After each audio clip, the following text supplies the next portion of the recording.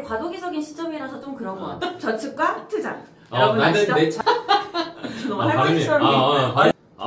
오늘 제목을 봤습니다. 자동차의 현재와 미래. 자동차 회사 출신이에요? 네, 오늘 뭐 자동차에 대해서 근데 요새 자동차에 네. 좀 괜찮은 것 같아요. 여러 가지 네, 좋은 얘기들도 맞아요. 많이 나오고 있는 것 같아서 뭐 좋은 얘기 안 좋은 얘기 다 나오고 있어요. 만나는 고객님들도 막 현대로 인해서 좀 이제 배당 좀 받으셨다. 좋은 소식이 있었다 이런 분들이 꽤 있어요. 그래서 여러분들도 현대차 배당주에 한번 넣어보시는 걸 추천드립니다. 현대차 우선주? 네, 그렇죠. 우선주. 근데 결론은 이걸 꾸준하게 잘 주려면 잘 팔려야 되는 거 아니에요? 맞습니다. 차를 그렇게 안 팔리는 것 같던데. 어떻게 해야 돼? 지금 이제 과도기적인 시점이라서 좀 그런 것 같아요. 아무래도 전기차도 막 이제 개발이 됐다가 지금 조금 캐즘 구간이죠. 그 판매량이 좀 여기 지금 캐즘이라고 좀 써줘. 잘 모르는 것 같아. 캐즘. 자, 여기서 캐즘이 뭐냐? 캐즘은 이제 혁신적인 기술이 맨 처음에 딱 나타났을 때 소비자들이 좀 갈리는 거예요. 맨 처음에 얼리 어답터들이 있지만 너무 할머니처럼 얼리 어답터. 나보다 선배인 사람들의 그 굉장히 본토적인 발음이에요. 얼리 어답터들은 이제 다 사용을 하지만 또 그렇지 않은 사람들, 이제 대중적으로는 아직 퍼지지 않은 단계.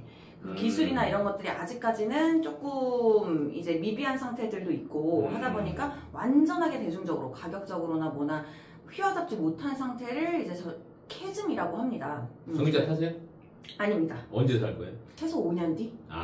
네. 이런 사람들이 다 서줘야 전기차 보급률이 확 올라가요. 그렇죠. 솔직히 타고 계시면 오늘 발음이 왜 이래? 전기차 타고 계세요? 저는 사실 원래 작년에 바꾸려고 했어요. 근데 마음에 드는 애가 없더라고요. 그리고 주행거리가 이제 저는 출장을 많이 다니는데 하루에 저 진짜 1000km 이상 운전할 때도 많거든요. 중간에 몇 번 충전을 해야 되니까 너무 귀찮겠더라고요. 맞아요. 충전소도 많이 없죠. 그래서 보류했지. 그런 부분들이 좀 해결이 돼야 이후에 좀 더 많은 사람들이 전기차를 사지 않을까 싶어요. 그럼 이 캐즘 구간이 언제 해결되는 거야? 그 캐즘 구간이 언제 해결될지는 사실 아무도 모르죠. 하지만 이제 리서치나 이런 뉴스나 여러 연구에 따르면 한 5년에서 10년을 바라보고 있다고 해요. 그래서 향후 10년 안에 이 전기차 시장은 굉장히 활발한 변화를 계속해서 나아갈 것이다라고 보고 있더라고요. 향후 10년이면 날아다니는 택시 타고 다니지 않을까요? 맞아요. 지금 왜냐면 그런 모빌리티 쪽도 엄청나게 개발이 되고 있으니까요. 그러니까. 현대차에서 최근에 또 슈퍼널이 굉장히 핫하잖아요. 슈퍼널이 뭐예요? 수직으로 떴다가 수직으로 내려오는 그 택시라고 합니다. 소형 헬리콥터 같은 그런 건데 그거에 엄청난 돈을 현대가 투자해서 대형 UAM이네. UAM이라고 하나요, 그걸? 네. 여러분 UAM이라고 한답니다. 근데 이제 이게 사실은 많이 그 전기차 보급률 확대할 때 얘기하는 것 중에 하나가 뭐 충전 인프라도 얘기하고요. 네. 그다음에 이제 보조금도 얘기를 하잖아요. 근데 다행히 이번에 그 IRA에서 그 현대랑 기아차의 전기차가 포함은 됐어. 그러면 이제 사람들이 궁금한 건 이거지. 그게 이제 IRA 보조금이 이제 기존보다는 이제 기존에 안 됐다가 포함이 됐으니까 그럼 판매량 조금 더 늘어나? 그러면 조금 더 좋아지는 거냐? 라는 고민들도 있을 것 같은데. 그게 이제 여러 가지 영향이 있을 걸로 보여요. 일단은 한 5가지 정도로 생각을 해볼 수가 있는데 일단 아까 말씀하셨던 것처럼 충전의 나한테 사람들 크다니까. 맞아요. 충전소의 이제 편의성이 좀 많아지고 가까워지고 여기저기 다 있는 것 그리고 또 배터리 비용은 빼놓을 수가 없죠. 전기차 가격이 싸죠. 네, 차 자체가 지금 비싸다 보니까 전기차 비용이 좀 절감되면 이게 가능해질 것이다. 그러니까 킬로와트당 한 $100 정도까지 내려오면 이게 내연기관이랑 거의 비슷한 수준으로 정부 정책, 아까 말씀하셨던 보조금, 보조금이나 정부 정책 그리고 또 환경 규제도 또 계속해서 변화하고 있잖아요. 그래서 환경 규제에 대한 부분도 또 필요하고요. 그리고 기술 혁신 개발이랑 이제 전기차 규모 확대, 생산 규모의 확대가 필요할 것으로 보입니다. 이런 것들이 갖춰지려면 시간이 앞으로 5년에서 10년 정도 걸릴 수 있다. 그래서 이제 지금 최근에 이제 글로벌 차 만드는 완성차 애들이 요 중간 단계를 하이브리드 계속 얘기하잖아요. 맞아요. 일반 하이브리드도 얘기하고 플러그인 하이브리드 얘기를 하는데 근데 얘네들 진짜 판매량이 많나요? 24년도 기준으로 봤을 때 이 전기차 캐즘 구간이다 보니까 현대차 같은 경우에는 27.7% 감소를 했고요. 그리고 기아는 19% 정도 감소를 했어요. 그래서 전체적인 전기차 시장, 지금 전기차 포비아가 또 좀 있었잖아요. 무서워서. 네. 화재. 네, 화재도 막 터지고 안전하지 않다라는 거, 그리고 또 가격적인 요인도 있고. 맞아요. 그렇다 보니 전체적으로 국내 수입차 다 합쳐서는 한 9.7% 정도 감소한 지금 수준인데에 비해서 하이브리드 시장은 그에 비해 증가를 했어요. 그래서 하이브리드의 전년 판매량을 보면은 사상 처음으로 30만 대를 돌파했다고 합니다. 많이 벌렸네. 네, 전년 대비 18.2% 정도를 증가했다고 해요. 발음 좀 조심해 주세요. 18.2%가 증가했습니다. 그러다 보면 당연히 이제 하이브리드 관련된 네. 현대차, 기아차도 있지만 그 관련 부품주들이 조금 주가가 좋은 거 아니야 그러면? 맞아요. 하이브리드는요 내연기관차와 좀 다르게 전용 부품이 좀 적용되는 경우들이 많아요.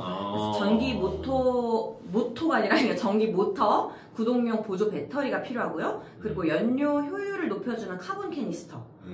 그리고 전력 시스템 제어를 위해서 다양한 부품들이 엄청나게 많이 필요한데 그 이제 주들을 한번 살펴보자면 일단 1번은 세방전지가 있습니다. 많은 분들이 들어보셨을 텐데 세방전지는 이제 52년에 설립된 우리나라 기업이고요. 그리고 축전지 제조업체라고 해요. 그래서 많은 분들이 알고 계실 수도 있을 것 같아요. 로켓트 축전지, 로켓 배터리가 엄청 유명하죠. 근데 이 세방전지가 세계 10대 축전지 중 메이커 중에 하나라고 해요. 네, 그리고 국내 시장 점유율은 아주 독보적인 1위라고 합니다. 그래서 이 자동차용 축전지를 주로 제조를 하고 있고요. 또 기업용, 사업용 제조도 하고 있는 걸로 알아요. 근데 이게 이제 하이브리드는 내연기관만 들어가는 게 아니라 또 전기 모터가 주로 사용이 되고 있잖아요. 그렇지, 거기에 이제 축전지가 필요하니까. 네, 그래서 이게 아주 중심 역할을 하고 있습니다. 그리고 24년도 이제 세방전지는 주가 상승률이 거의 19.09%. 별로 안 오른 거 아닙니까? 네. 아니, 그래도 우리가 주가 상승이 10%, 15% 넘게 먹으면 괜찮은 거죠. 아, 그래? 네네. 네, 그리고 22년도부터 계속 하반기부터 쭉 이 상승세를 유지해오고 있다고 해요. 그리고 앞으로도 이제 전기차도 점점 더 발달할 거고 또 하이브리드는 계속적으로 지금 증가하는 추세니까 아무래도 주가는 계속적인 안정세를 이 캐즘 구간을 극복하는 가장 좋은 대안처 중에 하나다. 네, 그렇죠. 우리가 전기차가 물론 상승할 걸 알긴 하지만 전기차 관련주에 우리가 몰빵하기는 아직은 이르기 때문에 하이브리드 관련주로 조금 같이 가지는 게 좋고 또 하이브리드 관련주 중에서도 좀 전기차에 들어가는 것들 같이 보면 좋을 것 같다고 생각돼요. 하나 더 찝어본다라고 하면 또 뭐 있습니까? 당연히 코리아 FT겠죠. 코리아 FT.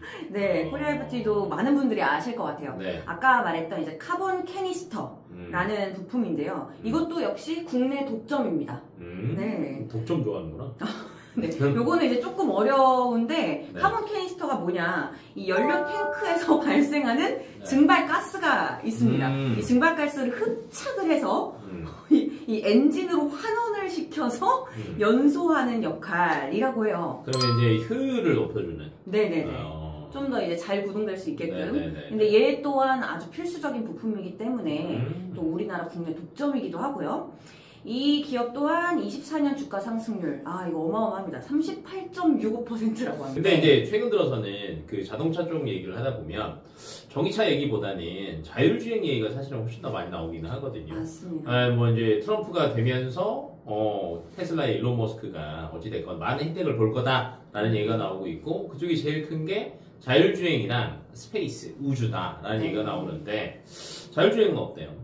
자율주행도 역시나 저희가 엄청나게 살펴봐야 되는데, 왜냐면 이게 전기차에만 해당되는 게 아니잖아요. 다 들어갈 수 있죠. 자율주행은 자동차도 그렇고 또 다른 것들에도 지금 엄청나게 중요해지는 시대이기도 하니까 자율주행은 저는 꼭 봐야 된다고 생각을 해요. 그래서 자율주행 대장주 중에 일단 1번은 모트엑스를 추천드립니다. 많이 얘기하네. 네, 맞아요. 이게 자율주행 스마트 커넥티드 카 이런 데 필수 장치에 해당하는 것들이 많이들 이제는 아시죠. 자동차 우리 사게 되면은 이제 기본급 이상부터는 다 이제는 탑재된 것 같아요. 네. 아다스, HUD 네, 이런 맞아요. 것들은 너무 잘 알고 계실 거예요. 그리고 또 운전 보조 장치, 안전 감지 장치, 뭐 쉽게 얘기하자면 뭐 차선 이탈 방지, 뭐 졸음 운전 방지, 뭐 아니면 뭐 후방 경고, 뭐 이렇게 측방 경고. 아까 주차하시다가도 한 방 하실. 네, 저도 큰일 날 뻔했습니다. 왜냐면 제 차에는 네. 측방 경보가 달려있지 않습니다. 아. 네, 그래서 너무너무 중요한 것 같아요. 그 보조 네. 시스템. 좀 달아. 돈 벌어서 다 어디다 써. 저축해야죠. 저축과 투자. 나는 아시죠? 내 차에 바꿀 바에 그냥 그 관련 줄을 사겠다. 그렇죠, 여러분. 네. 지금보다 미래에 투자를 하셔야 됩니다. 바람직하네. 네. 그리고 이제 이 모트렉스는 인포테인먼트 시스템이라고 하죠. 이제 인비클 인포테인먼트라고 하는데 그 차 안에 들어가 있는 우리가 모든 것들 이제 누르고 정보를 입력하고 뭐 오디오 재생 뭐 이런 모든 것들. 학교 다닐 때 영어 잘 못했지. 저 되게 잘했어요. 네. 자동차 내부에서 이제 운전자 그러니까 탑승자한테 제공되는 모든 정보 그리고 엔터테인먼트까지 모든 걸 다 포함하는 기술을 탑재하고 있고 네. 그 시스템을 이제 계속해서 최적화해서 이제 발달시킬 수 있는 기업입니다. 칩셋미디어는 사실 이제 반도체 설계 자산 개발 업체예요.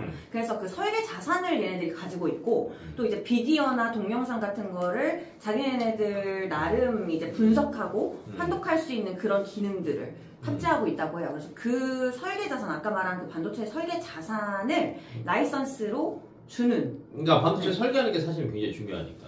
네. 네. 그래서 그 설계 라이선스와 이제 그 로열티로 많은 이제 매출을 올리고 있는 회사입니다. 그러면 이제 만약에 자율주행에서 난 둘 다는 못 사겠다. 네. 모트렉스냐, 칩셋미디어냐. 저는 그래도 빠른 시일 내에, 그러니까 당분간은 좀 더 모트렉스 쪽이 아닐까 싶어요. 나는 모트렉스다? 네. 왜냐면 이제 겉으로 보이는 게 더 중요하잖아요. 네네. 근데 빠르게 기술이 또 혁신적으로 바뀌고 하면서 사람들이 좀 열광하지 않을까. 왜냐면 이제 자동차 관련 투자하시는 분들이 사실은 고민이 많을 거예요. 자동차 부품에 해야 되냐, 전기차에 해야 되냐, 자율주행에 해야 되냐, 라는 것들을 이제 조금 오늘 얘기를 해준 것 같고. 네. 근데 여기서도 사실은 2차 전지에 조금 많이 물려 계시는 분들 입장에서는 항상 그 얘기는 할 겁니다. 네, 도대체 전기차가 언제부터 잘 팔리냐. 아까 5에서 10년이면 그럼 나는 5에서 10년 동안 이거 물려 있어야 되냐. 라고 생각하실 수도 있거든요. 네. 이분들을 위해서 또 여러 가지 또 얘기를 조금 해주면 좋을 것 같아요. 전기차 같은 경우에는 조금 제 생각에는 전기차에 직접적으로 관련된 줄을 조금 보시기보단 한 발 조금 떨어져서 전기차 충전 관련된 인프라? 줄도 네, 어차피 인프라가 먼저 깔려야 되니까? 네, 맞아요. 왜냐면 사용자 입장에서는 사실 뭐 다른 기술적인 거나 아니면 그런 성장 같은 거보다는 일단 편리성이 가장 중요하잖아요. 그래서 저 같아도 만약에 충전소가 뭐 각 지역마다 동마다 생긴다 아니면 그게 좀 더 싸지고 좀 더 편리해진다 하면은 저도 한번 고민해 볼 것 같아요. 나는 빨라지면 좋겠어. 충전 속도가. 왜냐면 한참 기다려야 되잖아. 네. 그래서 요즘에는 완속이나 급속 충전을 또 지원하고 개발하는 그런 회사들도 많이 또 한 3분에서 5분이면 나는 할 만할 것 같은데. 그건 너무 아직 멀었나요? 좀 먼 거. 그런 기술 가지고 있는 회사 없나요? 그런 기술은 아직까지는 없는 것 같지만 좀 조심스럽게 추천을 드려보면 일단 원익 P&E가 이제 충전소 중에서 대장주예요. 그래서 자사 P&E 시스템주에서 이 완속 급속 충전기를 생산하고 있기 때문에 원활하게 또 계속 매출이 올라갈 수 있겠고요. 그리고 또 두 번째로는 S트래픽이 이제 신세계나 뭐 이마트 그리고 아파트 이런 곳에 전기차 그 충전기 그거를 이제 납품하는 회사라고 해요. 그래서 계속 지속적으로 계약을 늘려가고 있다고 합니다. 그리고 세 번째로는 아모센스라고 들어보셨겠지만 이제 무선 충전 기술을 개발하고 있고요. 그리고 차폐시트, 무선 충전 차폐시트도 특허를 보유하고 있다고 합니다. 그리고 네 번째로는 아까 얘기하셨던 이제 빨리 충전되는 거 50kW급의 전기차용 급속 충전기를 현재 개발 중이라고 합니다. 이게 원래는 원전주거든요. 네, 보성 파워텍. 이름에서부터 파워가 느껴져. 네. 아무래도 이 전기 관련을 다루고 있다 보니 훨씬 더 수월할 거라고 예상돼요. 네. 그러면 이제 어차피 이제 캐든 구간을 극복하는 시간이 걸릴 거니까 그 중간에 하이브리드, 그 다음에 자율주행, 그 다음에 전기 충전 관련주들 조금 한번 보자. 하지만 결론은 전기차로 바뀌기는 할 거다. 할 거다. 할 거다. 그래서 계속 꾸준히 보시기를 추천드립니다. 그러면 이제 마지막 인사는 영어 잘하시니까 영어로 마무리해 주시죠. 바이바이.